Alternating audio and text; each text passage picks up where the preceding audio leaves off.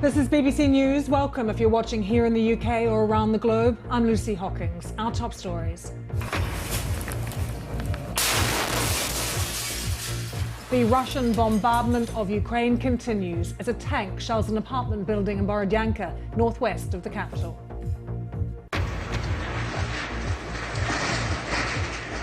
The second biggest city, Kharkiv, is hit by a very strong artillery strike. Russian forces say it's a university. Reports say 4 people died. In southern Ukraine, Moscow claims to have seized control of the port city of Kherson. The mayor says the city is surrounded, but is still under his control. President Zelensky accuses Vladimir Putin of trying to erase his country's history and praises the resilience of Ukrainians. Ukrainians are a symbol of resilience, a symbol of the fact that people in any country can become the best people on earth at any moment. Glory to Ukraine. As the fighting in Ukraine continues, oil and gas prices rise sharply. Oil prices surpassing $110 a barrel. Wholesale gas prices spike to near record levels. And almost 700,000 people have fled Ukraine. The UN now saying there's a desperate need for supplies.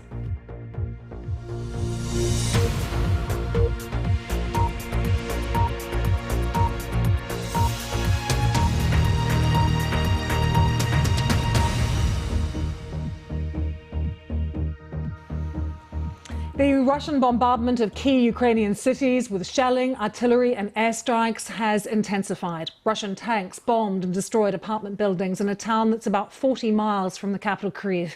The Russian military claims to have taken control of Ukraine's Black Sea port of Kherson. That's in the south of the country. And if that's confirmed, it would be the biggest Ukrainian city to fall to Russia since fighting began.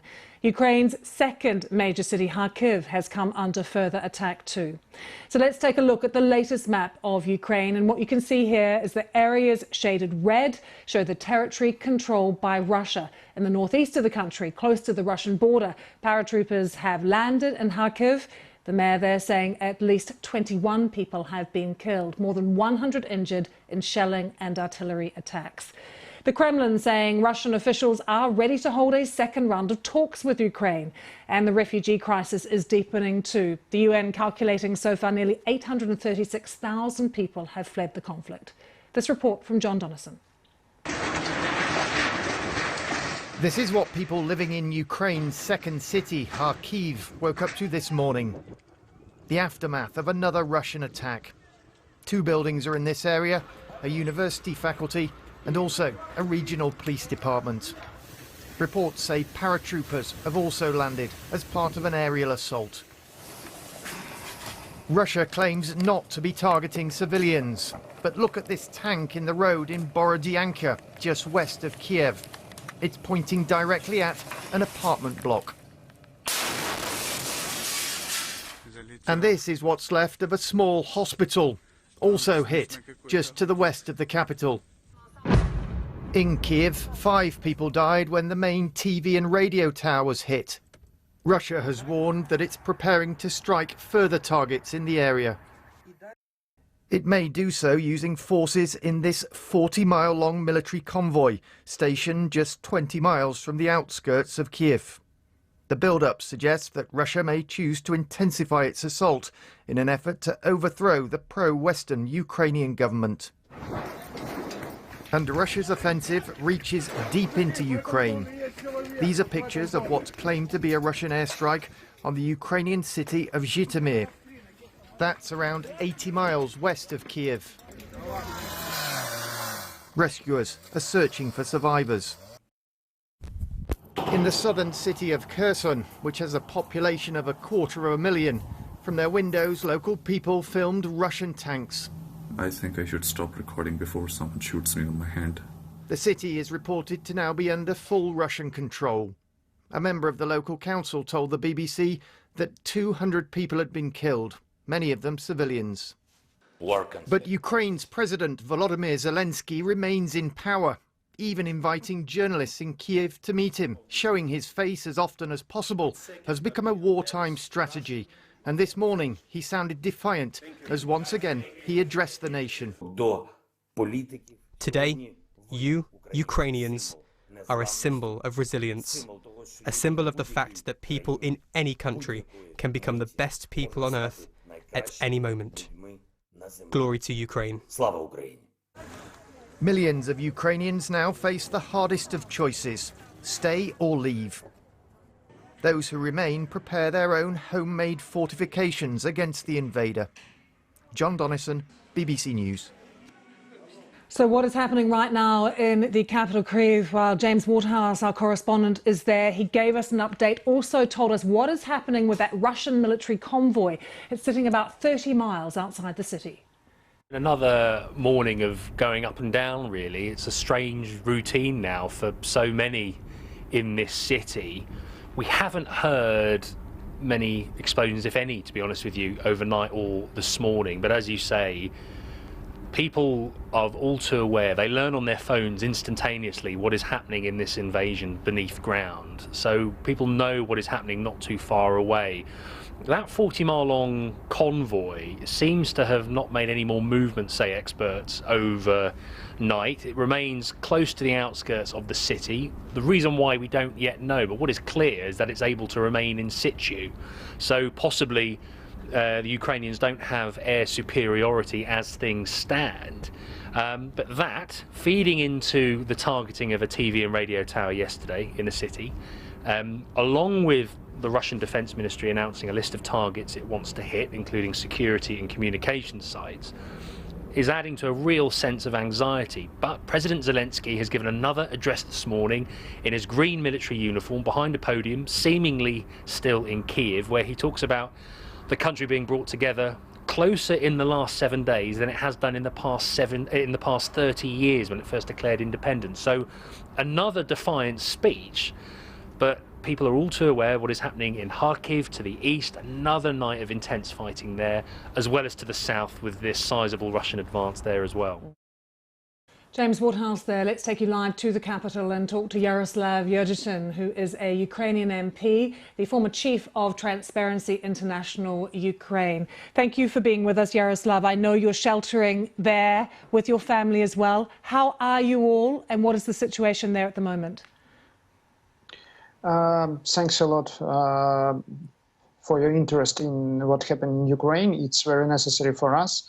My family, my 3 children and wife now in shelter because now we have air alarm in Kiev. We have air alarm maybe every 2 hours, but I must have a better connection. Because of that, I in my flat. So I hope that nothing will be happened through our connection.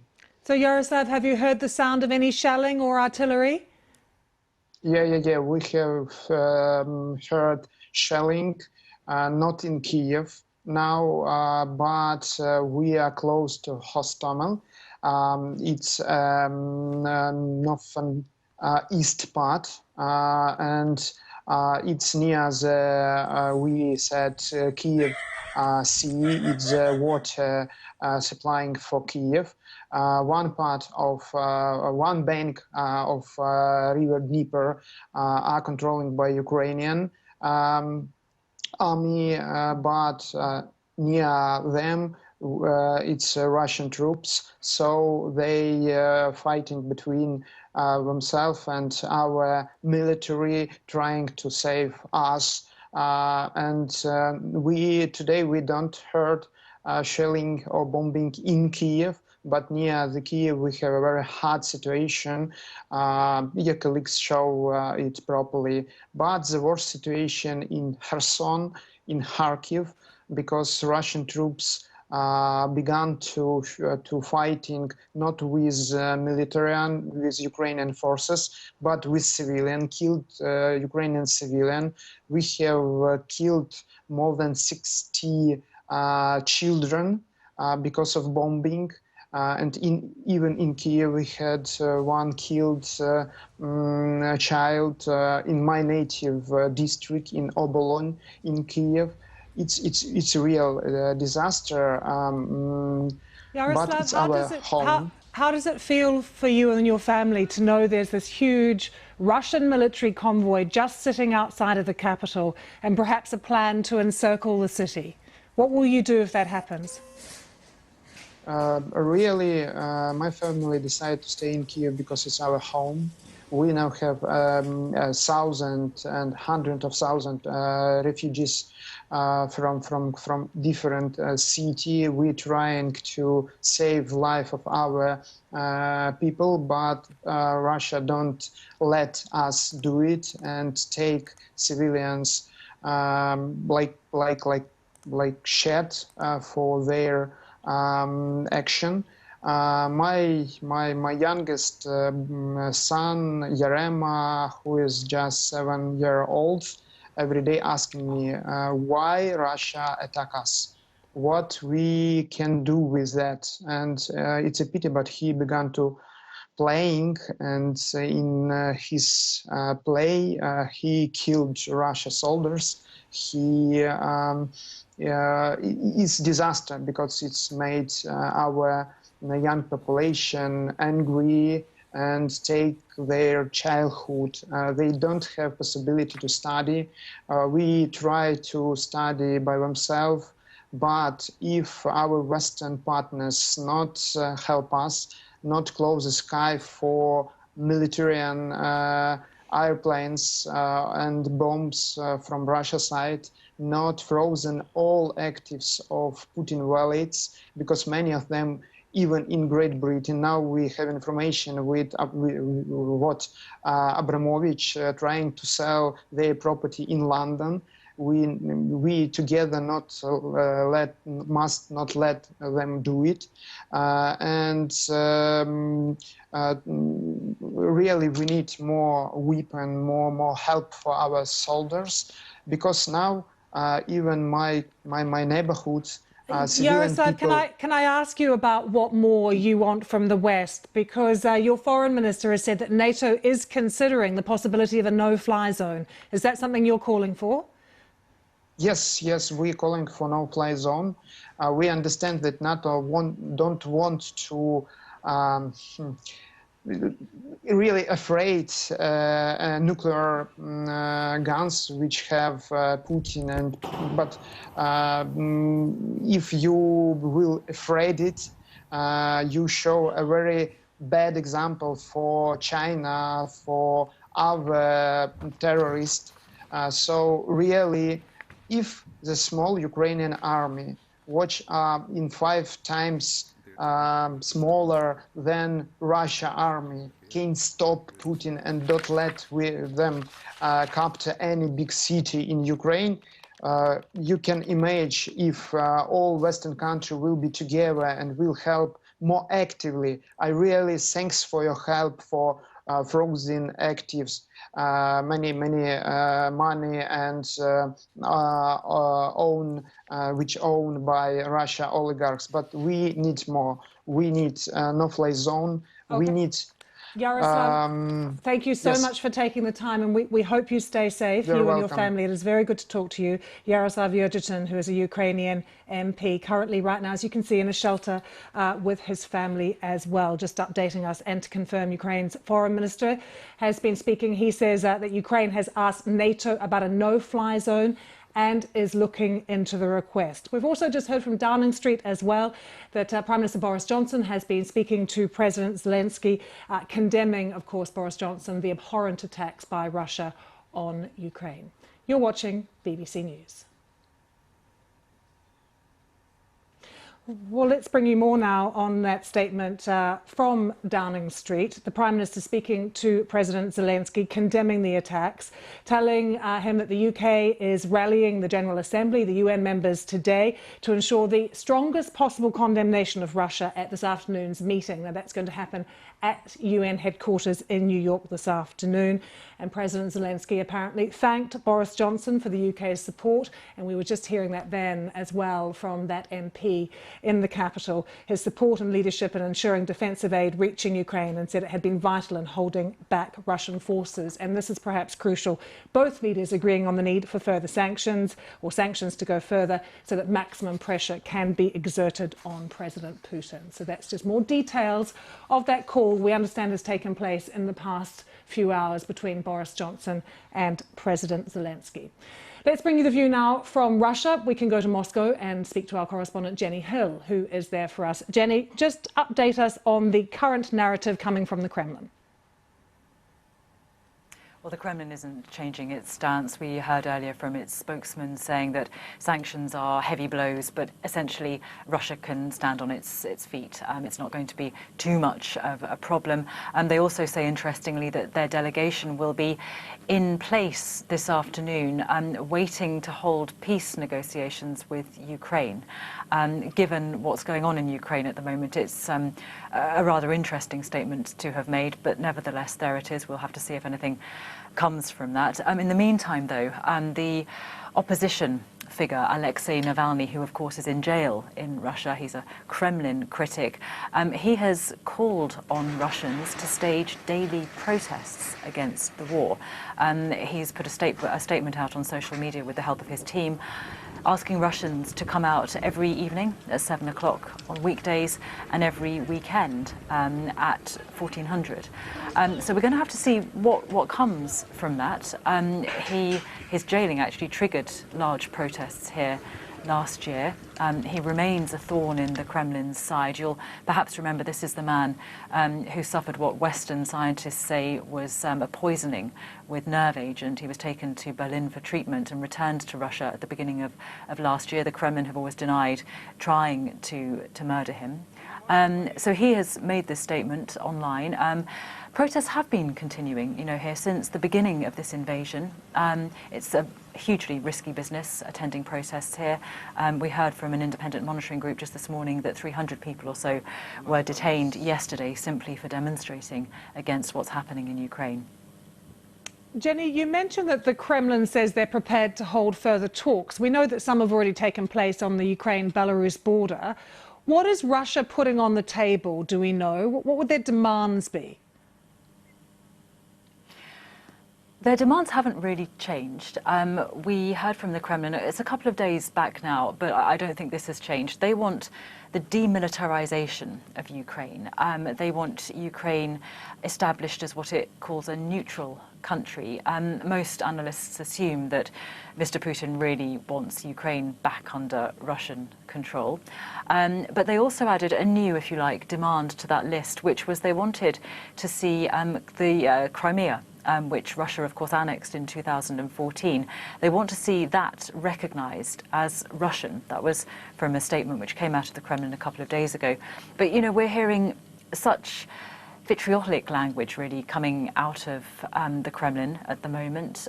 It is very bullish about Western sanctions. We heard from the Foreign Minister, Sergei Lavrov, a little earlier today, and he was saying, a third world war would be nuclear and it would be destructive. So it's very interesting. They obviously want to heap the pressure on the West, but the talk of peace talks is very curious. Initially, actually, when the first round of peace talks were held, the Kremlin was very keen to portray Ukraine as being reluctant to attend peace talks, and Ukraine was reluctant to attend peace talks in Belarus, which it doesn't consider to be a neutral country, which isn't a neutral country in this conflict. Ukraine had, I believe, said that it was willing to attend a second round, but that it wanted to have those talks perhaps on the Polish border with Ukraine. We don't know from the Russian side where the talks are supposed to happen, or really whether they're actually supposed to happen at all, in all truth.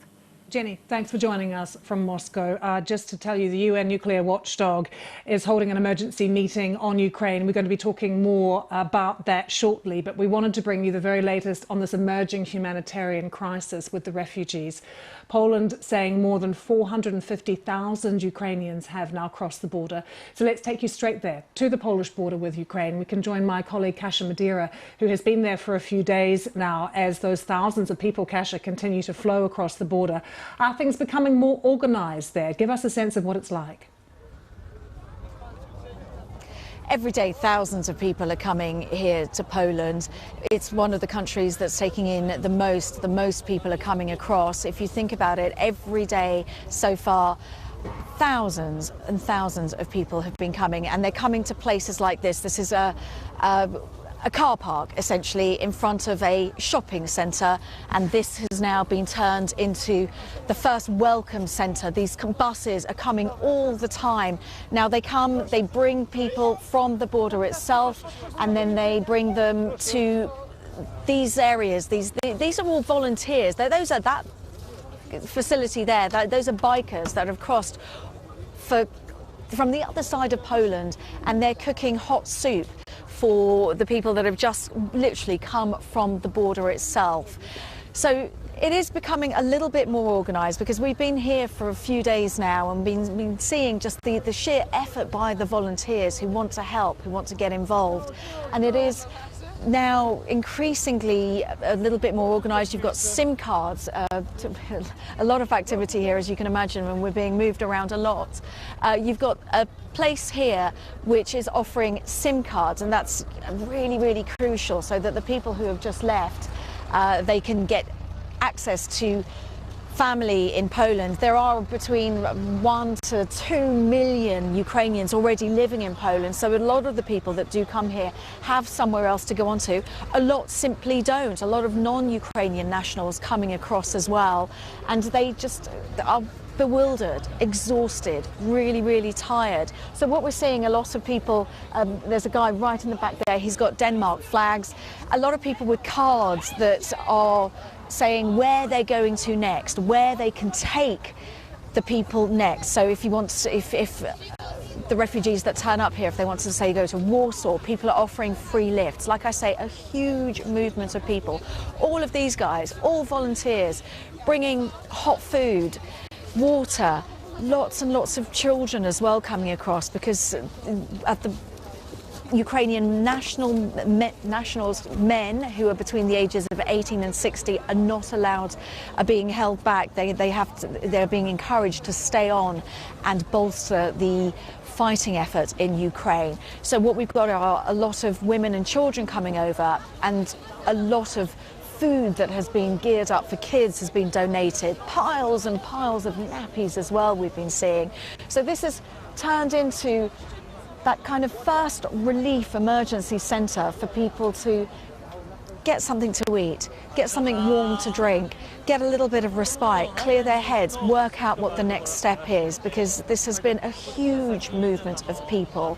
We expect that it's going to be, I'd say, 500,000 people coming just into Poland itself, and they need help and they need support, and that's exactly what Poles and volunteers here are offering. Kasia, thanks so much for joining us from the border. We do apologise, Kasia's picture breaking up a little bit there, but really important to just hear her explain exactly what is happening there, what Polish people are doing to try and help those that are coming across the border, and some of the stories that she is hearing too from those refugees, just desperately sad and worried, terrified by events that are happening in their own country. We have some breaking news to bring you. We've been waiting for this over the past few minutes, because you'll know that the Winter Paralympics in China are due to start on Saturday. That's the competition starting on Saturday. The opening ceremony was due to take place on Friday night. And we have just had news about the Russian and Belarusian athletes who are competing there. And the decision has been made that they will be allowed to participate, because those athletes have already arrived. They will be allowed to participate as neutrals at the Beijing Games. They will not be able to compete under the flags of their country. They will compete under the Paralympic flag only. They will also not be included in the medal table. So that breaking news coming in about the Paralympics, that Russian and Belarusian athletes will be competing as neutrals. They will not be able to fly their country's flags. They will not be included in the medal table. They will compete under the Paralympic flag only. Let's talk about what is happening around concerns around nuclear weapons, with the UN nuclear watchdog holding an emergency meeting on Ukraine. The country has 4 operational nuclear power plants, various waste sites, including Chernobyl. Canada and Poland calling the meeting at Ukraine's request. Well, Laura Rockwood is the director of the Open Nuclear Network, the former legal counsel for the UN nuclear watchdog at the International Energy Agency. Laura, very good to see you. Can we start by clarifying something, please? Sergei Lavrov yesterday said one of the reasons for the Russian invasion of Ukraine was to stop the country from getting nuclear weapons.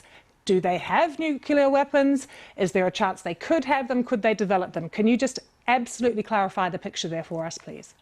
Quite easily. The answer to that is no. There's absolutely no indication that Ukraine has any type of nuclear weapons aspirations or nuclear weapons program. Indeed, many years ago, they gave up whatever nuclear weapons were on their territory to the Soviet Union, then the Russian Federation. This is a total fabrication. There is absolutely nothing, no indication from the IAEA that there's any concern about nuclear weapons on the territory, well, let's say under the control of Ukraine. Laura, you will know that when President Putin said he was putting his nuclear weapons system under alert, that just caused ripples of anger and anxiety right around the world. What do you believe he meant by that? I think he meant it as a deterrent. I think he meant to scare the other countries into believing that if there is any action taken against Russia, that he is prepared to use nuclear weapons. And no one wants to see a nuclear weapon used either on purpose or by accident, which in my view is the bigger risk with the fog of war becoming increasingly dense nowadays. So more specifically, Laura, tell us about that concern. Is this around some of the sites that are in Ukraine, like Chernobyl? Well, in those cases, we're not talking about nuclear weapons. We're talking about nuclear power reactors that supply 50% of Ukraine's electricity. There's absolutely nothing associated with nuclear weapons there. However, when you have fighting in the neighborhood of nuclear facilities, it's troublesome. It doesn't mean that it will result in a nuclear explosion, but you can have the dissemination of radioactivity, you can have a destruction of the reactors, you can have the failure of 50% of Ukraine's electricity. So in this case, we're not talking about the risk of nuclear weapons. It's about disturbing the safety, security, and safeguards of Ukraine's peaceful nuclear power program. Laura, how much of a risk do you believe there is right now that this conflict could escalate to a point where nuclear weapons are used? I'd like to be optimistic about this because I don't think anyone rationally would use a nuclear weapon, but I think the greater risk is that it could be used by accident in response to misunderstanding, an action taken by the adversary, or just by technical or human error. And I think the longer this conflict goes on, the greater that risk is. But as I said, I prefer to be optimistic and hope that rational minds prevail and that there's no intentional use of nuclear weapons, at least at a minimum. So what can be done, Laura? What will be discussed at this meeting being held, I think, right now of the IAEA? The purpose of this meeting is to condemn the military incursion into Ukraine, but because of the risk to the safety and security of Ukraine's peaceful nuclear program. So what the member states of the IAEA's Board of Governors want to demonstrate is that they have deep concerns about the threat to these power programs, but not just to the electrical programs, but to the safety and security of the people in the region of these nuclear power plants. So that's the big concern, to try to encourage the Russians to back away from the threats to these nuclear power plants. Laura, thank you for your thoughts. Very important to bring clarity to this situation as well. Laura Rockwood, thank you for joining us. Let's bring you more now on that breaking news that we've had around the Paralympics and what is happening with the Russian and Belarusian athletes who are already in Beijing right now. As I mentioned, they have been banned from competing. They will be competing as neutrals underneath the Paralympic flag. But looking into this for us is Laura Scott, who is with us now. We've had a statement already from the committee who were considering this. Laura, we were expecting a decision. Just take us through what they've actually decided. Well, it is a significant decision that they have made, that Russian athletes and Belarusian athletes will be able to participate at the Beijing Paralympics. A lot of organisations had called for them to be banned from taking part, but what they've said is that they have taken the harshest possible punishment, and what that includes is that these athletes from both the Russian Paralympic Committee and the National Paralympic Committee of Belarus will have to compete as neutrals. They will not be able to be included in the medals table. They will be competing under the Paralympic flag. They will hear the Paralympic anthem. That will apply to not just the athletes, coaches as well. They will have to cover their kit with the Paralympic symbol. Clearly, a lot of people will think that this falls short of what they wanted, because for all these athletes competing in Beijing at the Paralympic Games, which opens on Friday, competition starts on Saturday, they want to have to compete alongside these Russian athletes, these Belarusian athletes, despite the calls for a ban. I mean, do you think this might actually mean, Laura, that the Ukrainian athletes might choose not to compete at all? Well, yesterday, the International Paralympic Committee President Andrew Parsons did say that that is a possibility, that athletes might choose not to participate. We heard earlier today that the full Ukrainian Paralympic delegation is on their way to Beijing. That's 20 athletes and 9 guides. There was a picture posted on social media by the Ukrainian Paralympic Committee of these athletes on their way. But it remains to be seen what they will make of this decision. And how big it was the Russian team and the Belarusian team? How many athletes were sent? Well, I think it was around 90 athletes that were due to compete for Russia. Not sure about the Belarusian contingent, but clearly they have had success at the Paralympics in the past, expected to have success again. And, you know, we'll have to, we will wait and see, especially in cross-country and biathlon, where the Ukrainian athletes are taking part, what will happen in those. But we know that Friday's opening ceremony is due to include a message of peace. But it was only a month ago at the opening ceremony of the Olympic Games we heard the same message. Thomas Bach, the IOC president, said, "Give peace a chance." Vladimir Putin was in the stands hearing that message, and clearly that came to nothing. Laura, thank you. So just reiterating, Russian and Belarusian athletes will be allowed to compete, as Laura was saying, but as neutral athletes only at the Paralympic Games. And they will have to cover up their uniforms, their flags as well. They will fly the Paralympic flag if they win at all. In fact, they will not be awarded any medals. Let's take you to the US. A big night in the United States for President Biden, his State of the Union address, calling Vladimir Putin a dictator and describing the invasion of Ukraine as premeditated and totally unprovoked. Mr. Biden praised the courage of the Ukrainian people and said the Russian leader had underestimated the unity and the strength of the Western response. Nomia Iqbal reports now from Washington. The President of the United States. This was a big moment for President Biden to remind people what he stands for, both at home and abroad. The address is usually about domestic issues, but this time it was dominated by one thing. 6 days ago, Russia's Vladimir Putin sought to shake the very foundations of the free world, thinking he could make it bend to his menacing ways. But he badly miscalculated. A rare moment of unity amongst such a divided chamber. There was also a special guest. Ukrainian ambassador to the United States is here tonight, sitting with the First Lady. Let each of us, if you're able to stand and send an unmistakable signal to the world of Ukraine. Thank you. More bipartisan applause and more straight talking on further plans to punish Vladimir Putin and those close to him. Tonight, I'm announcing that we will join our allies in closing off American airspace to all Russian flights, further isolating Russia and adding additional squeeze on their economy. He has no idea what's coming. He was defiant from beginning to end. This is our moment to meet and overcome the challenges of our time, and we will, as one people, one America, the United States of America. God bless you all, and may God protect our troops. Thank you. Go get him. That last comment, go get him. It was an unscripted moment, something President Biden is known for, but it summed up his determination to rally and unite Americans and others around the world who were looking to him for leadership. Nomia Iqbal, BBC News, Washington. Let's just update you now on all the latest developments. The Russian bombardment of key Ukrainian cities with shelling, artillery and air attacks has intensified. Russian tanks bombed and destroyed apartment buildings in a town about 40 miles from the capital.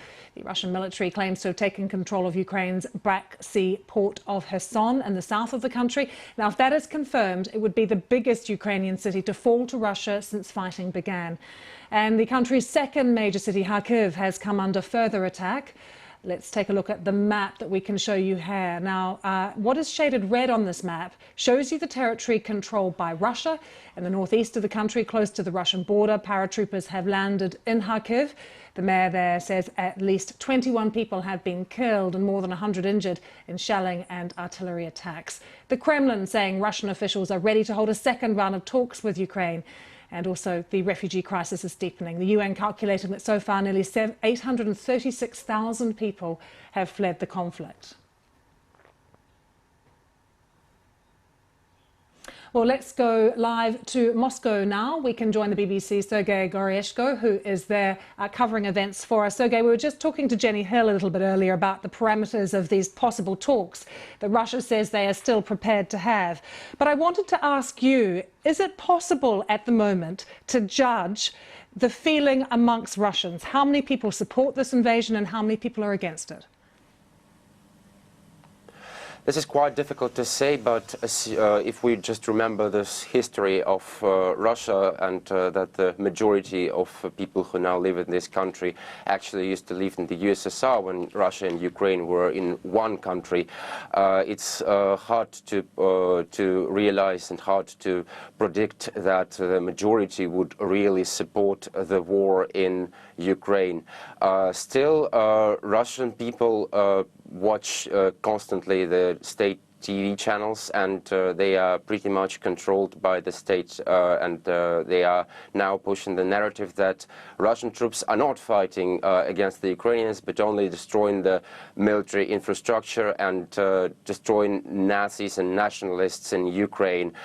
So in this case, probably some people still support it. But if we talk about just the mood in Moscow, like in the capital of Russia, I would say that it is quite scary, frightened and shocked. Of course, there are people who think that this is a good step, that Russia did the right thing to do this military operation in Ukraine, but lots of people are trying to withdraw money from the ATMs. Lots of people are fleeing the country as well, and even without any plans to get back, and it's quite really hard times here. And Sergei, for young people particularly, who are not just watching state media but sharing, of course, so much information on social networks as well, what are the conversations that they're having? Are they also feeling quite fearful for their future, for what could happen to Russia? Well, there are those, and there are many of them who think that this invasion, this Sergei, military I'm sorry to operation, interrupt you. I'm just going to pause you for a moment there, because we need to go live to Ukraine right now. We can listen in to the Prime Minister, who is making an address, Dennis Shmyhal.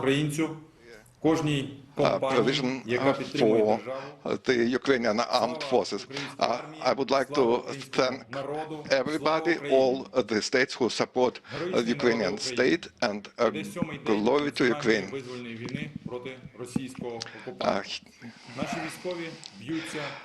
Our troops fight as lions everywhere, and they hold fast. The enemy who advanced at various directions have had to withdraw. We receive weapons from all the corners of the world. But the main point that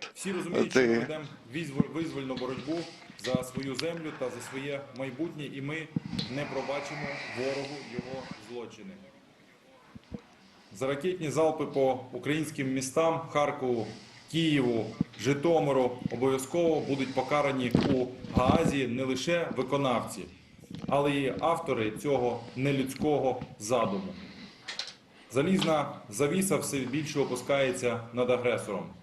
Світові компанії йдуть з Росії, адже не хочуть мати відношення до кривавих грошей. World companies Okay, we have been listening Russia in because they don't. actually to a tape feed of an address being made by the Prime Minister of Ukraine. Actually, we can go back to it now and listen in with translation.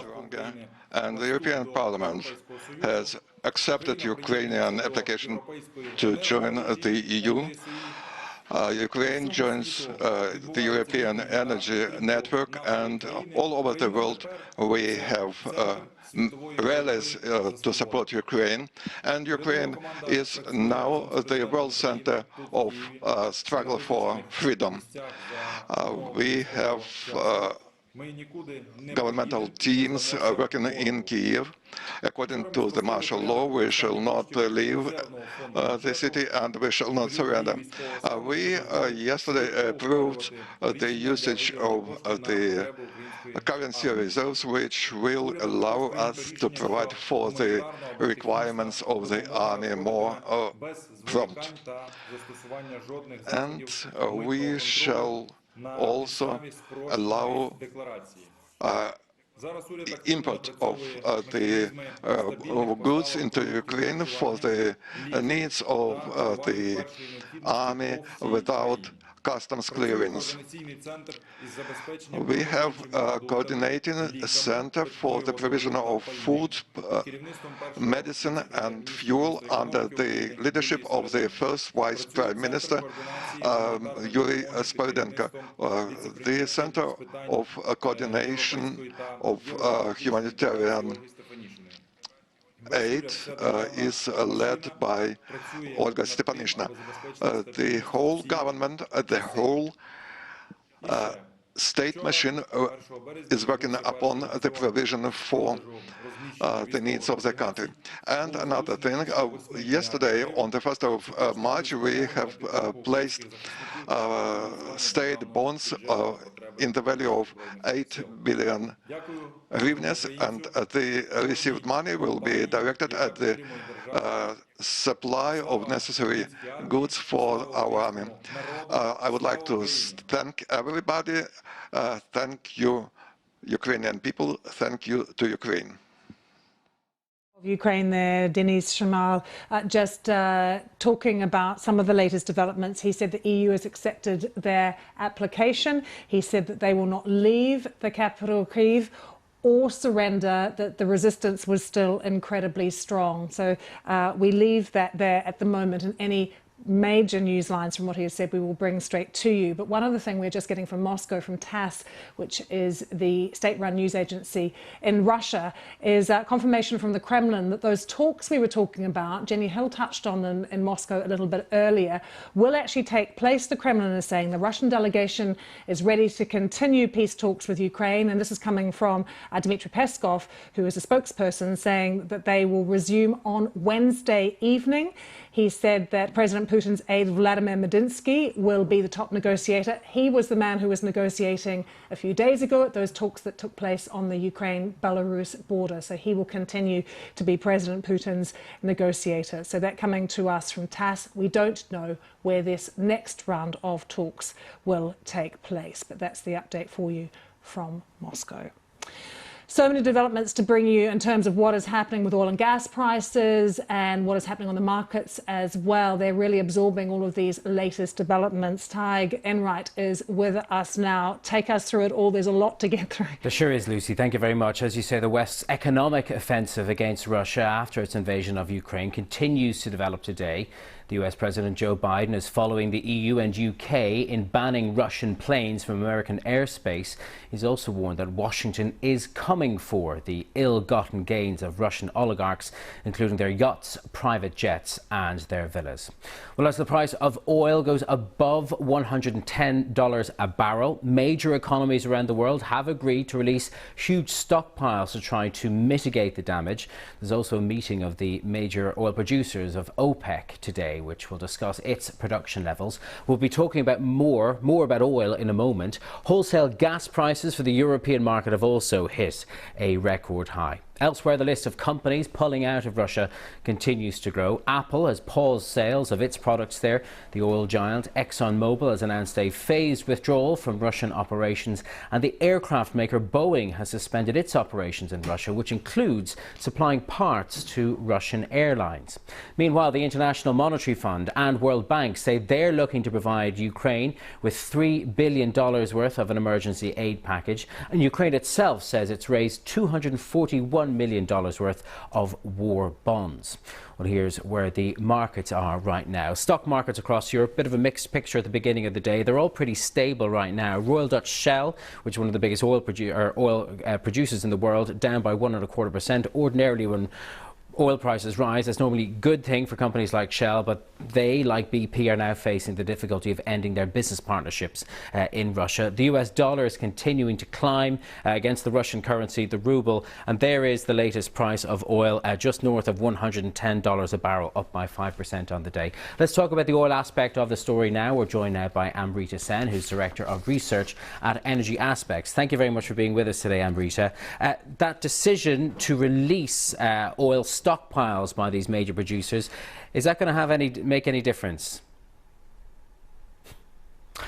Unfortunately, we have lost the line there to Amrita. We regret that. We will, of course, keep you updated on all the movements involving the oil market as the day progresses. But let's talk a little bit more now about Ukraine's finances as the Russian invasion continues. The country's economy is feeling the pressure. Earlier, we heard from Sharon Eski, who's chair of the supervisory board of Privatbank, which is the biggest commercial bank in Ukraine, and she explained more on the current financial situation there. I think it's very important to understand what is happening on the ground in Ukraine, particularly in the financial sector, which is so important to the lives of Ukrainians. The financial system, when you're referring to the actual processing of transactions and individuals' access to cash, to their branches, to payments, purchases, continues. Our systems in our bank are fully operational. I have to say it, caveat, at least they were 10 hours ago when I spoke with our management board on the ground then. Things are moving very quickly across Ukraine and our network. We are maintaining the systems to process. Surprisingly, we have over half of our staff is still fully engaged. Most are remote. However, the branch network people who are risking their lives to get monies to customers, to serve customers, the cash distribution teams that are driving the trucks through the country are doing an amazing job. Incredible times are described there by Sharon Eski from the Ukrainian bank Privatbank. That's it from me. Back to you now, Lucy. Tag, thank you so much. Well, we have been speaking all day, every hour, about the refugee crisis because, 700,000 people have fled the fighting. And of course, what is happening inside Ukraine as well as artillery strikes hit some cities. We've seen buildings that have come down, desperate scenes in some hospitals and healthcare facilities too. Let's bring you the perspective now of Robert Mardini, who joins us now live. He's the Director General of the International Committee of the Red Cross. And Robert, can I ask you about that first? What are you hearing from inside Ukraine about how health facilities there are coping? Well, Lucy, the humanitarian situation is really catastrophic. The situation on the ground is incredibly tense, dangerous, fluid, and really distressing for people. We see that today many Ukrainians have no water, no electricity, minimal phone connectivity. People's concerns are really about their families. They are desperately trying to get in touch with their loved ones, but it's very hard. People are also desperate to find shelters, which are very short in supply. In Kyiv, most streets have been deserted. There are entire neighborhoods that have been deserted. And as always, the impact is massive in armed conflict for the most vulnerable of the most vulnerable. So the people, including a person with disabilities, those wounded who have difficulties to access health care, those with difficult medical conditions. So we are extremely concerned by the developing situation. So in Ukraine right now, Robert, what is needed most, if you could pinpoint that? Well, what is needed most is first and foremost that parties to the conflict observe the basic rules of war. Protecting civilians, taking every precaution to protect civilians, and at the same time we need a safe humanitarian access in order to be able to help people in need, people who need better access to water, people who wounded who need to be evacuated to hospitals and seek medical or surgical treatment, and also being able to deliver food for those who cannot access food. There is also a great need. We know that international law, humanitarian law, is not being followed here. We are hearing of the deaths of civilians every hour or so, it seems. People on the ground desperately need your people to help them. How do you keep your team safe? How can they be operational right now safely? Well, we've been in Ukraine for 8 years, and this won't stop now. So we have teams on the ground. We are now working to beef up our teams in major cities and also around Ukraine. We have launched an appeal of 250 million Swiss francs yesterday in order to beef up our response. The situation, to be frank, is extremely fluid and difficult, including for our teams on the ground. We need to be careful, and this is why we repeat our call to parties to the conflict, because they have the obligation to facilitate the humanitarian work. That is really the minimum, as they are bound by these important rules. Robert, we're seeing so many countries contribute to those border towns that are taking in all of those refugees. But can I just use this time, this last question to you, to ask about other crises in the world? You've just returned from Afghanistan as well. Is it a bit worrying to you that the world may take their eye off other conflicts where there is a desperate level of need?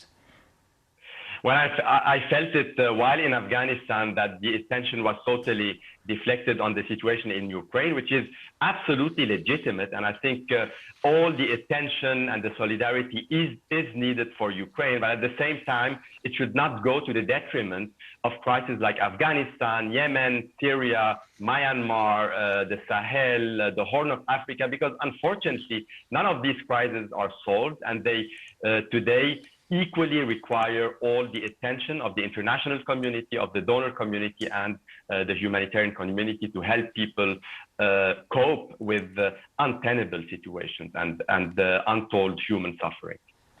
As always, Robert, good luck in the coming days. Thank you so much, Robert Mardini, joining us there from Geneva. In a few minutes, UK's Prime Minister Boris Johnson will face his weekly Prime Minister's question session in Westminster. Now, we know he will face questions surely over the UK's response to the Ukraine crisis. Earlier today, the Defence Secretary Ben Wallace gave the BBC his assessment of the Russian advance. At the moment, we're in a position where Russia has not achieved its goals. It is still the overwhelming force on the ground compared to the Ukrainian in size. It doesn't have the moral component, though, which is really important for a soldier. We've seen a number of anecdotal reports by young Russian soldiers saying, I didn't even know I was here. I thought I was on exercise. No one told me I was going to war. No one told me I was going to kill Ukrainians, who, of course, to many of them are related to them. So there's huge amounts of low morale in the Russian forces. We've seen lots of surrenders. But that doesn't take away from the fact you have a very ruthless Russian armed forces, leadership, and a president who seems to know no limit to how much violence they will use to achieve their aim. Let's take you to our political correspondent, Nick Eardley, who is in the Houses of Parliament in Westminster. Nick, just give us an idea of what do you think we'll hear from the Prime Minister today? Yeah, morning to you.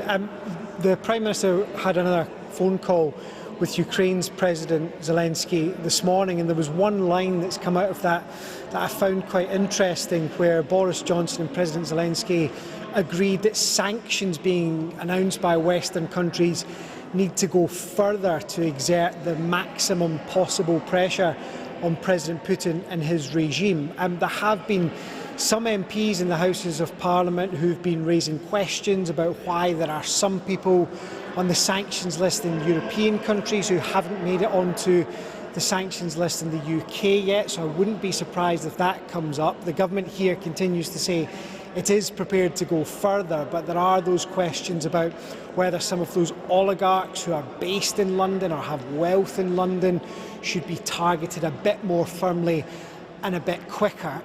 The UK also announced yesterday an expansion of its refugee scheme to allow Ukrainians to come to the UK. It should apply, the government here thinks, to around 200,000 people. But there have been some in Parliament as well who are saying that should go further, perhaps matching the potential for the EU to agree to a 3-year visa waiver. So there is a lot of conversation here about the best ways to support the Ukrainian people and the Ukrainian government over the next few weeks, and to put that extra pressure on President Putin, and I'd expect to hear a lot more about that in the next hour. Briefly, Nick, we've heard that the Ukrainian foreign minister says that NATO is considering its request for a no-fly zone. What is the British view of that?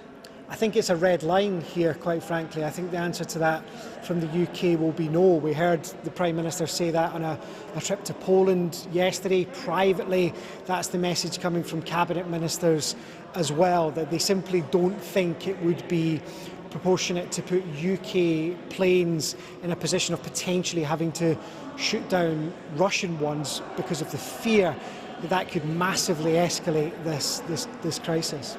Nick, thanks so much for joining us from the Houses of Parliament there. Prime Minister's questions due to start in 5 or 6 minutes' time. Let's just show you some live pictures we have right now from Kyiv, from the capital, as Russia intensifies its attacks on key Ukrainian cities. Fighting is raging for a 7th day in the north, east and south of Ukraine. Do stay with us for our continuing coverage here on BBC News.